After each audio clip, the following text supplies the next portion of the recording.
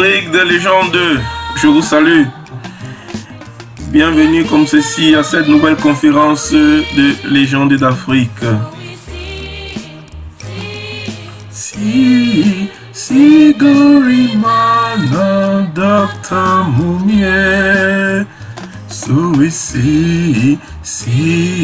si Gorimana Dr. Moumié. Eh bien, quel joli régal musical. Vous écoutez en fond sonore Djala Lilan, de son vrai nom Yves Mbeng, qui chante Dr. Moumié. Eh bien, nous ne cesserons de rappeler le but de cette émission, qui est de promouvoir, de célébrer, de ressusciter le patrimoine pluridimensionnel africain. Eh bien, vous l'avez deviné, aujourd'hui, nous allons parler de ce médecin camerounais, révolutionnaire, homme politique, cofondateur et militant de première classe de l'Union des populations du Cameroun, UPC, en la personne du docteur Félix Roland Moumié.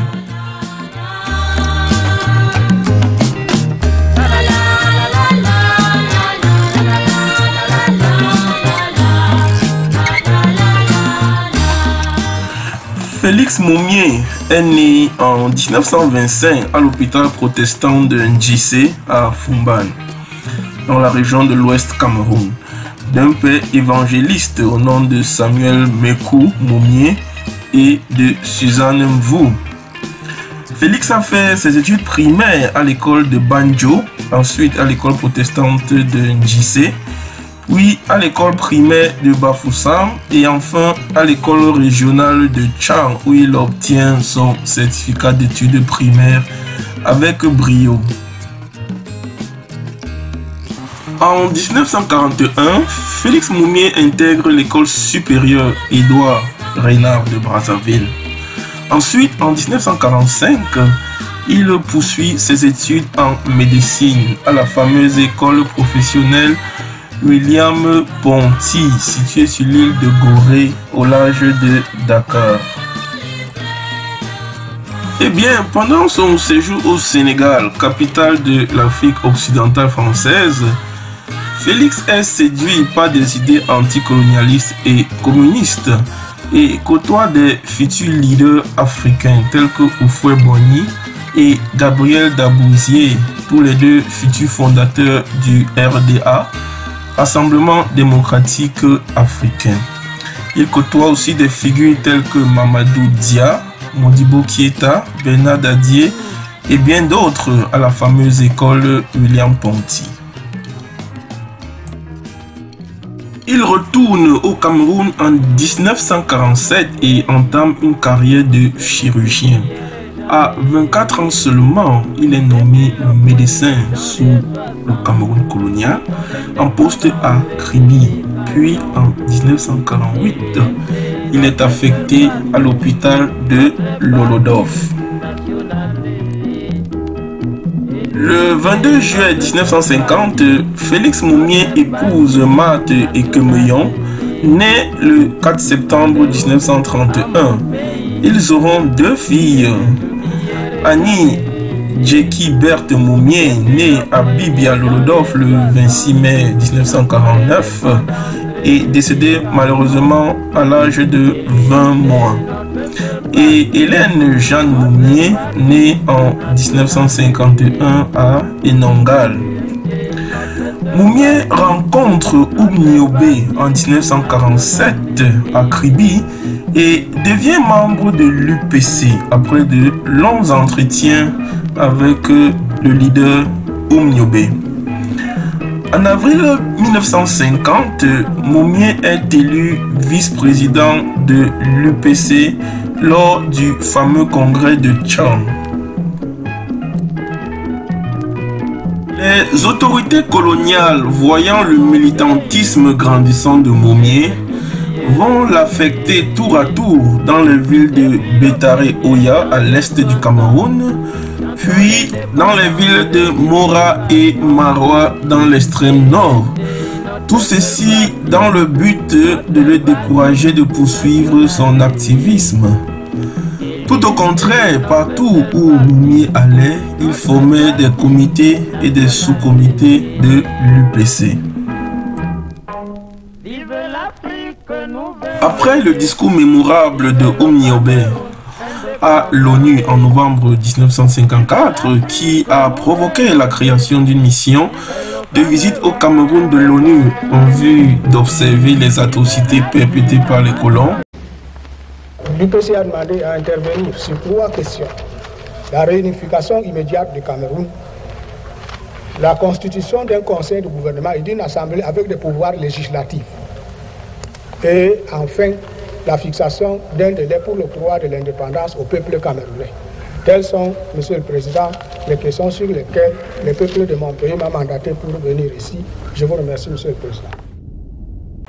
La tutelle française a nommé Roland Pré comme haut commissaire au Cameroun pour briser la dynamique de l'UPC.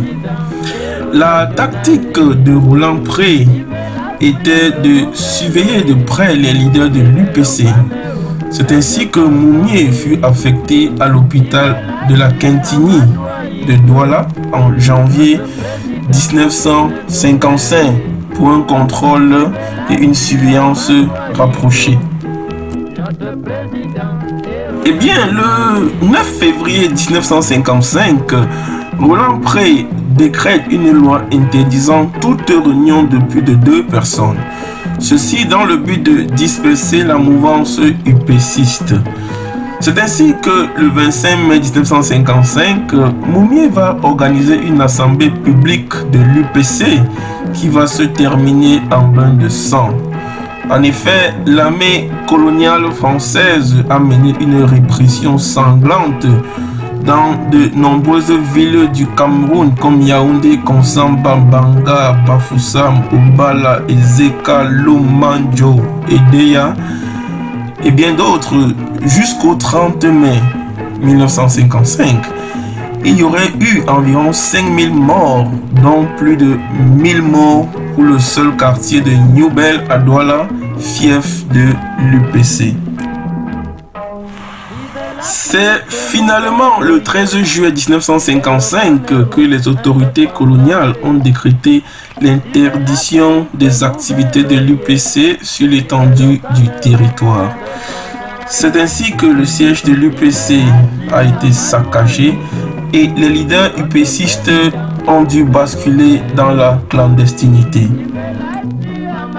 Félix Moumié trouve refuge dans un premier temps au Cameroun britannique, où il continue ses activités politiques, notamment en supportant l'indépendance et la réunification du Cameroun.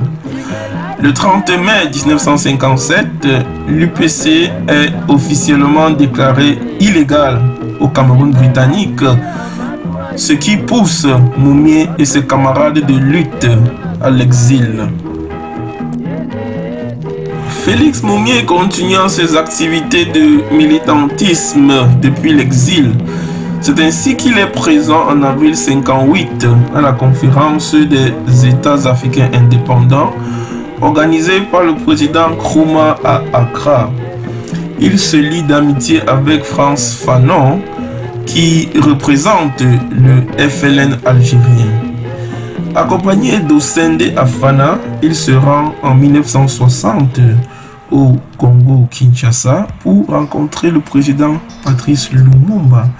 Celui-ci avait manifesté des sympathies pour la cause UPCiste, mais ce dernier fut chassé du Congo après la chute de Lumumba, perpétrée par les troupes du colonel Mobutu en connivence avec le colon belge.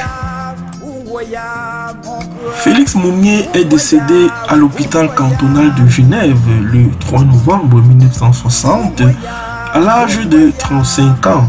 Il a été empoisonné au thallium par un agent espion français nommé William Bechtel qui s'est fait passer pour un journaliste et a interviewé Moumié dans le restaurant Plat d'Argent à Genève le 15 octobre 1960. Moumié a passé 2 semaines dans le coma avant de rendre l'âme. Les restes de Moumié ont été rapatriés et inhumés en Guinée-Conakry sous Sékou Touré. Après le refus du gouvernement d'Ahidjo d'accueillir sa dépouille au Cameroun. Moumié repose jusqu'à nos jours au cimetière de Boulbiné à Kaloum, quartier de Conakry. Encore, pouvez-vous mettre un nom sur l'auteur du crime qui a provoqué la mort de M. Moumié? Oui, dans ce crime précis, le gouvernement français porte une lourde responsabilité et c'est de ce côté-là qu'il faut chercher les responsables. Nous détenons des preuves que nous ferons valoir en temps opportun. Et vous ne pouvez pas nous faire état de quelques-unes de ces preuves en ce moment? En tout cas, pour le moment, je crois que... Il a été question de Main Rouge. Partagez-vous cet avis? Et je la partage entièrement. C'est une organisation qui opère et qui est attachée directement au deuxième bureau français, qui opère non seulement dans votre pays, mais en Belgique, en Allemagne de l'Ouest, en Italie, et qui a déjà fait beaucoup de victimes dans les milieux nationalistes africains. Et dans l'UPC en particulier, avez-vous le sentiment que la Main Rouge ait effectivement fait quelque action de ce genre? L'année dernière, je me trouvais à Londres, en route pour les Nations Unies, où je devais être entendu comme pétitionnaire. Et comme par hasard, je m'y suis trouvé avec le président de notre parti, qui, lui, devait effectuer une mission en Europe. Et précisément, il a été menacé par un agent qui avait dit clairement qu'il était de la Main Rouge. Bien. Vous me parlez de Main Rouge. Estimez-vous que cette organisation a des complices? Et pourrait-on voir un complice de cette organisation contre-terroriste dans la personne de cette demoiselle X dont on a beaucoup parlé ces temps-ci? Voyez-vous, je pense que l'organisation de la Main Rouge est si spécialisée dans les crimes qu'elle peut utiliser certains moyens de diversion pour éloigner ceux qui mènent l'enquête de véritables pistes. Aussi, nous pensons qu'il ne faudrait pas s'attarder sur ce que nous estimons être des questions secondaires.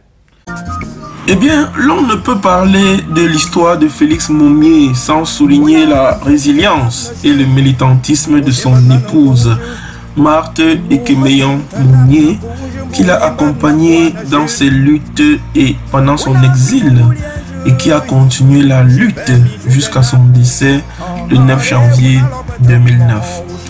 C'est Marthe qui a cofondé l'Union démocratique des femmes camerounaises, UDFEC, en 1952.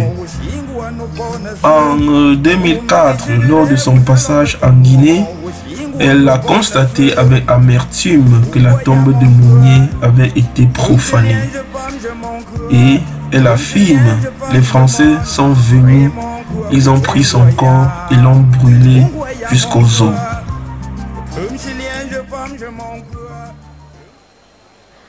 Ça, c'est l'histoire du Cameroun. Il faut que la jeunesse camerounaise voit ces choses-là. Ils ne connaissent pas. On cache l'histoire aux jeunes. On cache tout. Les Français sont venus jusqu'à ramasser les os, à les brûler.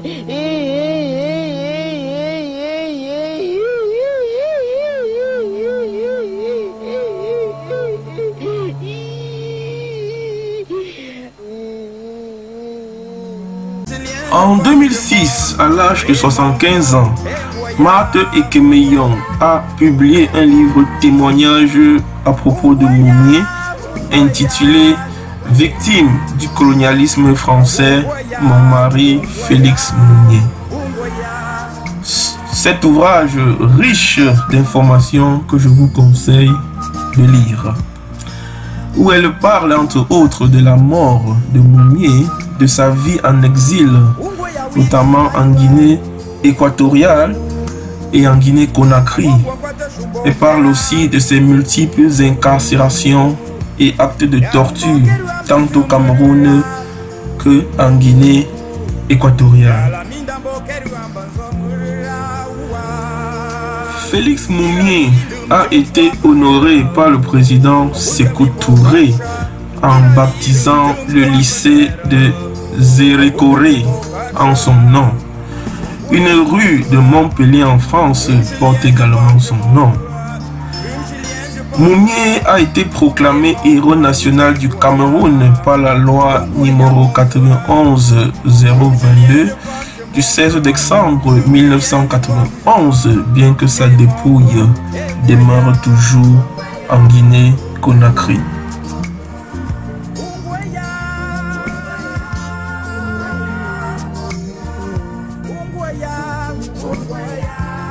Eh bien, nous sommes arrivés au thème de cette émission. Nous vous exhortons d'aimer la chaîne, de partager la vidéo pour que nul n'ignore l'histoire réelle de notre continent. D'ici là, portez-vous bien et rendez-vous dans d'autres nouvelles conférences. Maïbouye et Africa.